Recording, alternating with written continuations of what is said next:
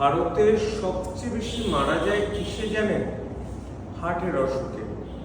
কেন এরকম হচ্ছে? তার কারণ আমাদের সময় যেরকম আমরা খেলতে পেতাম বা খাওয়ার হ্যাবিট যা ছিল ক্রমশ চেঞ্জ হচ্ছে। অর্ডার দিয়ে খাই, এক্সারসাইজ করি না, আমরা ক্রমশ মোটা হচ্ছি। অনেকে আমরা জিজ্ঞেস করে আপনার বয়স 62, দেখে বোঝা যায় না কেন? দুটো জিনিস, একটা মেন্টালি ফ্রেশ থাকতে হবে আর একটা এক্সারসাইজ করতে হবে। তাই এক্সারসাইজ কোনটা করা ভালো আর এক্সারসাইজের মধ্যে যোগার ইম্পর্টেন্সটা কি, এই দুটো কিন্তু আপনাকে জানতে হবে। আমি এই মুহূর্তে দাঁড়িয়ে আছি RS ফিটনেস সেন্টার, যেটা নীলগঞ্জ রোড, বেলঘরিয়াতে।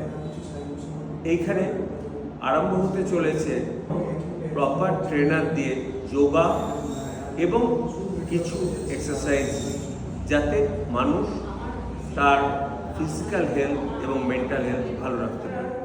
উদ্দেশ্যটা খুব সিম্পল, যোগাকে প্রমোট করা।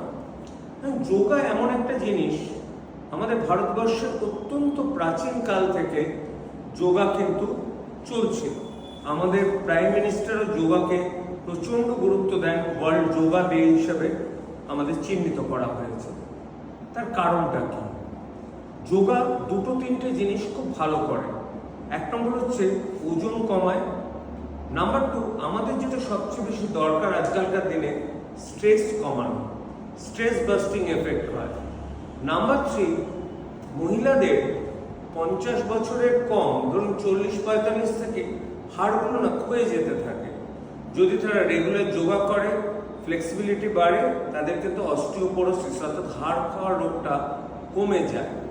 কোমরের ব্যথার হাত থেকে তারা রেহাই পায়, অনেক তারা ফ্রি থাকতে পারে। যোগা করতে বেশি সময় লাগে না, কিন্তু যোগার দুটো positive effect. Number 1 physical, number 2 psychological. Physically yoga মানুষকে ফিট করে, সাইকোলজিক্যালি মেন্টালি রিল্যাক্স করে, আর ঘুমে সাহায্য করে। ঘুমের জন্য অন্তত পক্ষে 2 ঘন্টা আগে জিম বন্ধ করা উচিত, কিন্তু যোগা আপনি সবসময় করতে পারেন। সুতরাং আমাদের না দুটো জিনিসের কথা খেয়াল রাখতে হবে। 1 নম্বর, হাঁটা কম করতে হবে, খেলে মিষ্টি কম খাবেন, খেলে কার্বোহাইড্রেট কম খাবেন, খেলে তেলে বেশি ভাজা এটা কম খাবেন। আর নাম্বার 2, জোরে হাঁটুন, 10,000 স্টেপ ডেইলি, যাতে 500 কিলো ক্যালোরি খরচ হয়। নাম্বার 2, রেগুলার যোগা করুন। যেখানে যোগা সেন্টার আছে আপনাদের বাড়ির কাছে, সেখানে যান, যোগা করুন।